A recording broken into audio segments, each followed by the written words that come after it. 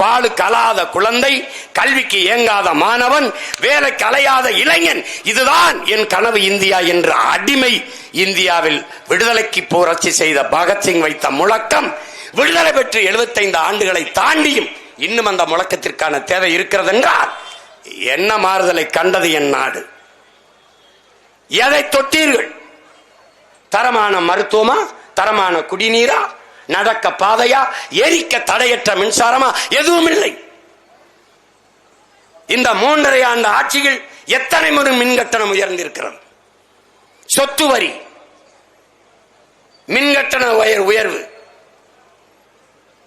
எல்லாவற்றையும் ஈரோட்டிலே நெசவு, எத்தனை நெசவு ஆலை மூடி கிடக்கிறது. காரணம் என்ன? நூல் விலை ஏற்றம், மின் கட்டண உயர்வு, சொத்து வரி ஏற்றம். கதை முடிந்தது. 8.5 லட்சம் கோடியில் என்ன நிகழ்ந்திருக்கிறது? 50,000 கோடி வட்டி மட்டும் கட்டுகிறார்களே. ஒன்று சொல்ல சொல்லுங்கள். ஒவ்வொரு துறைக்கும், மின்துறையா 1.5 லட்சம் கோடி கடன், போக்குவரத்தா 85,000 கோடி கடன். எப்படி வந்தது? எப்படி வந்தது? அப்ப இந்த நிதிகள் எல்லாம் எங்கே? நிறைவேற்றிய நலத்திட்டம் ஒன்று, அதான் இலவச பஸ் பாஸ் கொடுத்தமே. யாரு கேட்டது? இந்த கூட்டத்தில் யாரு கேட்டது? குடும்ப தலைவிக்கு 1000. எந்த தாய் கேட்டால்? எந்த தாய் கேட்டால்? எந்த தாய்? புரட்சி பெண் திட்டம். யாரு புரட்சி பெண்? யார்? 1000 ரூபாய்க்கு கையேந்திர என் தங்கச்சி அல்ல புரட்சி பெண். தன் மானத்திற்கு இழுக்கு வந்த போது தன்னை பாலியல் சீண்டலுக்கு ஆட்படுத்திய ஒருவனை, அவனை பற்றி புகார் அளித்தால் ஊடகம் தன்னை காட்டும்.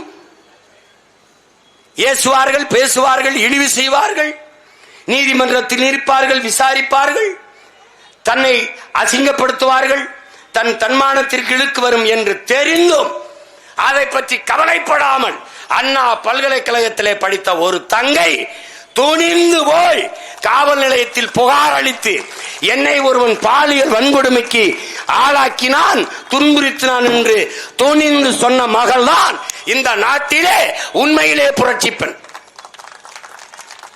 1000 ரூபாய்க்கு கையேந்தி என் தங்கை நின்றாள் என்றால், நிற்கிறாள் என்றால் அவர் புரட்சி பெண் அல்ல, வறட்சி பெண்.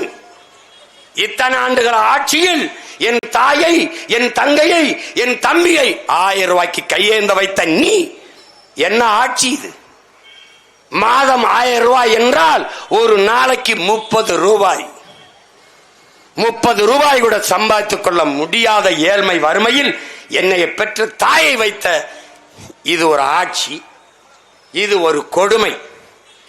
இந்த 1000 ரூபாய்க்கு 950 கோடியை நீங்கள் இழக்கிறீர்கள். அந்த பணத்தை எப்படி நீங்கள் எடுக்கிறீர்கள்? எங்கிருந்து வருகிறது?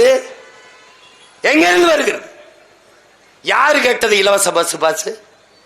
பள்ளி கட்டணம் 5 லட்சம், கல்லூரி கட்டணம் 10 லட்சம் கட்டி இடம் வாங்குகிறோம், பஸ் பாஸ் ஃப்ரீ. நாங்க கேட்கிறது அந்த கல்வியை தரமாக இலவசமாக கொடு, பஸ்ஸுக்கு நாங்க காசு கொடுத்து போறோம் என்கிறோம். இவ்வளவுதான். இதுதான் மாறுதல். இதுதான் மாறுதல். இதுவரை ஆண்டு 1000 ரூபாய் கொடுத்துக்கிறீர்கள். நீங்கள் எழுதி வையுங்கள் என் உடன் பிறந்தார்களே, என் பேரன்பு மிக்க பெற்றோர்களை எழுதி வையுங்கள். உங்கள் மகனுக்கு சொல்கிறேன், 26 தேர்தலை சந்திக்க வருகிற போது இதே திமுக குடும்ப தலைவிக்கு 2000 ரூபாய், 2500 ரூபாய் தருகிறோம் என்று அறிவிக்குதா இல்லையா என்பதை மட்டும் பாருங்கள். சொல்வார்கள். இவர்கள் ஆட்சியை விட்டு கீழே இறங்குதலுக்குள் 10 லட்சம் கோடியாக கடனாக்குவார்கள். இது ஒரு கடங்கார பைய நாடு. உங்க தலையில் 1 லட்சம் ரூபாய், என் தலையில் 1 லட்சம் ரூபாய், முன்னாடி உட்கார்ந்து ஒவ்வொருத்தரும் நீங்க ஒரு கடங்கார பையன், நான் ஒரு கடங்கார பையன்.